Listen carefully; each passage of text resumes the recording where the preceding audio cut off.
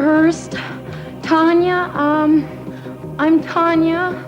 When I saw it, I was more nervous with anticipation because I didn't know what it would look like. It's one thing to see a screenplay and think, well, this looks all right.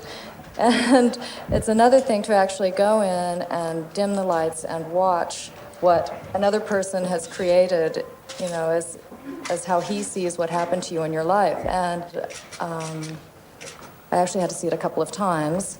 And then there are parts that are very emotional. I don't know if it's because it's so close to what I went through or if it's just because Natasha does a wonderful job, and so, you know, she does make you feel things. Cold, really, really, really tight. What can we do to her now? Any ideas? Yeah, I got it. One of the American films in competition is Patty Hearst, directed by Paul Schrader and starring Vanessa Redgrave's daughter Natasha Richardson in the title role. In 1974, Miss Hearst was 19, the daughter of an American newspaper tycoon, and she was kidnapped by a vicious ragtag and bobtailed bunch of urban guerrillas called the Symbionese Liberation Army. At first they held her for ransom, but then, either brainwashed or otherwise persuaded, she actually joined her captors, took part in an armed bank robbery, became a fugitive from the FBI, and was finally arrested, tried and jailed.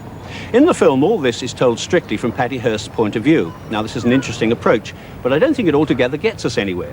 Despite a very thoughtful and convincing performance from Miss Richardson, there's a distance imposed between the audience and the character, with a consequent lack of passion in the film and of involvement on the part of the onlooker. And perhaps the real reason for this is that the question the film poses remains always unanswered. Was Patty Hearst a victim, a dupe, a fool, or did she join the SLA of her own, albeit passive, volition? Patty Hearst, the woman, says she was a victim. Patty Hearst, the film, never comes to any such definite conclusion.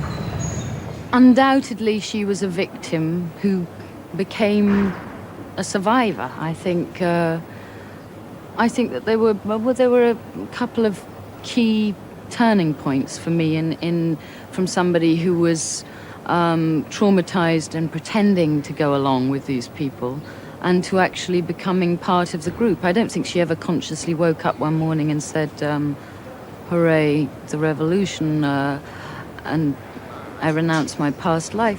She is the stuff of folklore. She has become common coin. You know, she has entered the realm of Bonnie and Clyde and Al Capone as a kind of mythic figures. And therefore, she is fair game. Fair game, perhaps, but if so, why did Patty Hearst support the film by turning up at Cannes? I sort of think it's mostly a curiosity value for all of you. I think if I weren't here, you'd be asking, is there some reason why she hasn't come to Cannes for this? The film